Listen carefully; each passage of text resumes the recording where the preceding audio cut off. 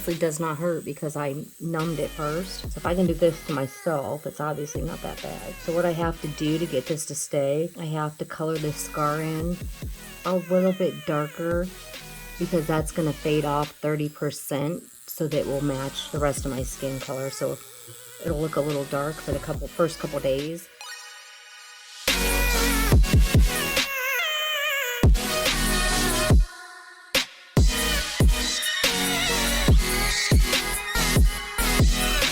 I've actually done these to skin cancers. These are skin cancer scars that I've had stuff burned off my face. I've done this on my chest before too, where I've been left really big white scars that I absolutely can't stand. So I just color them in after they are completely healed.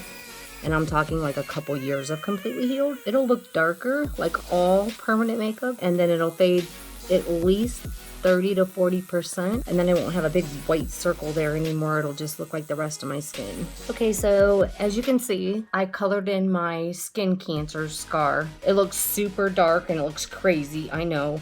But when it heals, it'll look great. It will actually slough off about 30 to 40% and it'll just blend in with the rest of my skin. Now I'm gonna do lips for you guys because you're always like, everybody thinks lips are so painful. So I've been numbing my lips for a little bit while I was doing this scar. I was numbing my lips with a topical, and I'm gonna do my own lips to show you that it really isn't that bad. It's worse for me because if I feel pain at all, my natural instinct is to want to pull back. But if I can continue doing it to myself, you're gonna see that it really is not that bad. So as you know, in the last year I started a YouTube channel and I stopped posting videos because a company was paying me for every video that I produced. Well, I'm done with that now and I'm back to just posting my own videos. So I'm doing this video in real time, in real how I really am. This is the real me. So I have my glass of wine just to take a little bit of the edge off because it is harder to do it to yourself. I'm ready to go. So I'm going to show you guys what it feels like and what it looks like to do lips.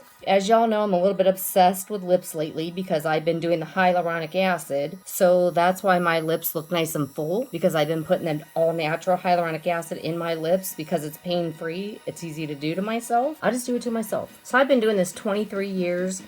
And I've also am a licensed educator for this. I have to tell you, the numbing products and the pigments have come so far. This really isn't that bad.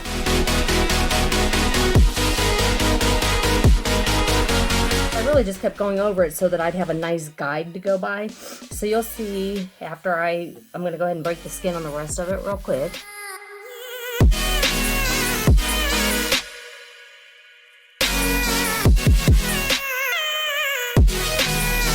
Well, I can tell you, when I did this 13 years ago, it did not feel this easy. It was definitely more painful 13 years ago.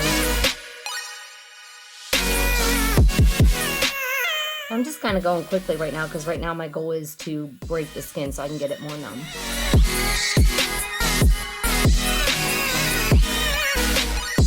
Yeah, those dry spots don't help. I tell my clients to exfoliate those before they come. Wow.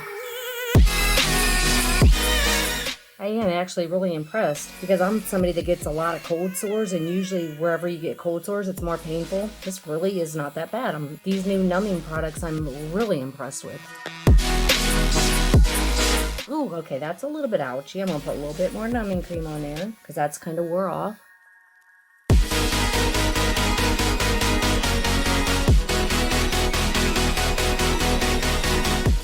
Little mess there because I'm not working on the outline now. I'm just gonna go right on the inside.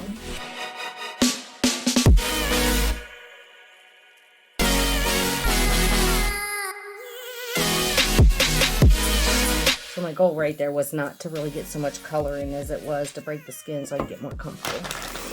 That wasn't too bad. Actually, that really wasn't that bad. I mean, I was trying to convince you, but really I was trying to convince myself, apparently. Okay, so now we have the skin all broke. I'm going to put more anesthesia on my lips, get them nice and numb, and then I'll be back to show you how it ends up. Thanks for watching. Okay, so I let my top lip numb a little bit more because that was a little more uncomfortable than the bottom lip. So I let it numb for about, I don't know, maybe 3 more minutes. So we'll see.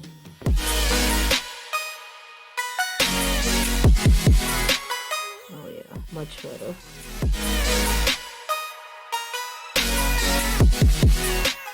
I do feel like I'm going to sneeze, so I want to get up there.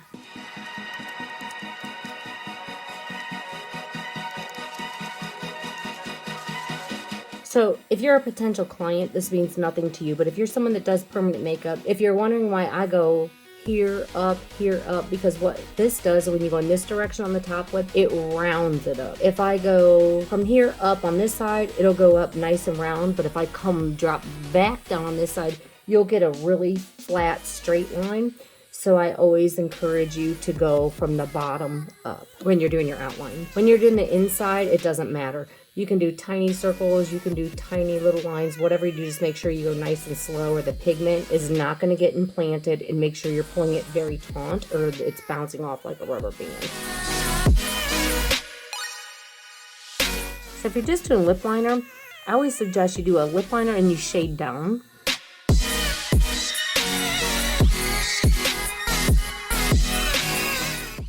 So it doesn't look like just they have a streak like that, an outline around their mouth. You always want to shade down a little bit so it just looks more natural. And then of course, if they're doing full lips, continue going in and out down here. Now you can see I'm just doing tiny little circles. And the thing you have to be most careful about if you're inexperienced when you're doing lips is not to macerate the lips. So you could macerate and tear the skin if you pull back and forth, drag back and forth. You just want tiny.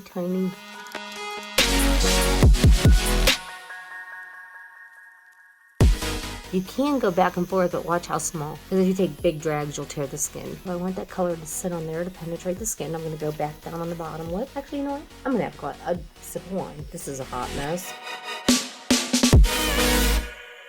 Okay, it's hard to have a sip of wine when your lips are numb. Seriously, keep the pigment on the top lip like that, just so it can soak into those little holes that you have made. And then go ahead down to the bottom. There is a method to my madness.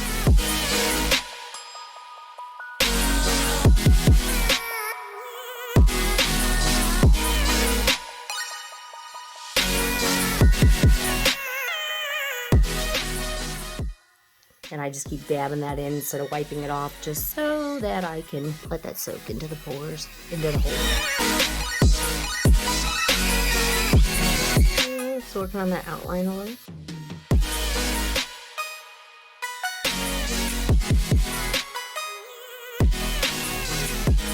Keep in mind, when you're doing someone with a darker color like this or red, do not take your line down here, because they'll look like they're pulled out like this. If it's a nude color, it doesn't matter. You can go all the way in there.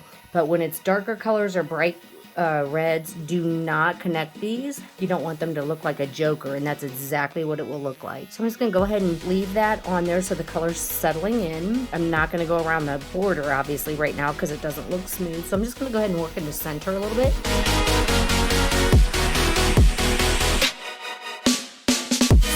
I have to tell you guys, really, this is not that bad with the new knowing. I'm not going to say it doesn't hurt at all. It does hurt a little tiny bit because it's a needle. But if I can do it to myself, obviously it's not that bad because, like I said before, your natural instinct is to just pull away when it hurts.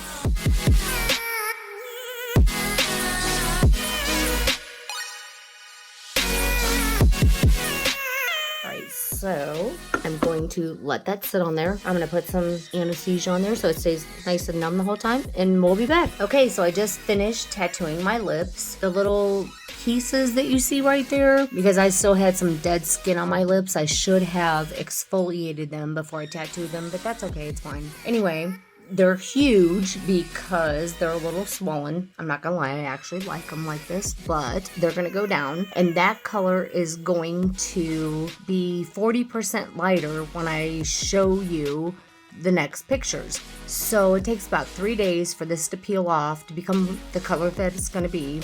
It will not look dark like lipstick. It will just look like lip blushing. I will continue to add pictures and show you what's going on throughout the healing process. But I have to say, I do like them darkened. But anyway, I just wanted to be honest with you guys and show you how it really is and how it really does feel. It was a little bit uncomfortable.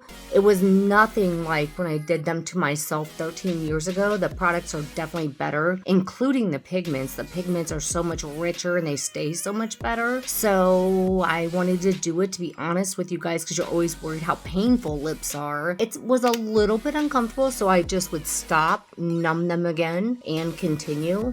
But it was not intolerable by any means. Not once did it like make me tear up and want to stop. So I hope that helps you make your decision if you want to do your lips. And the reason my lips are typically full is from hyaluronic acid, but they're amazingly full right now just because they're swollen. So thanks for watching, and let me know if I can do your lips.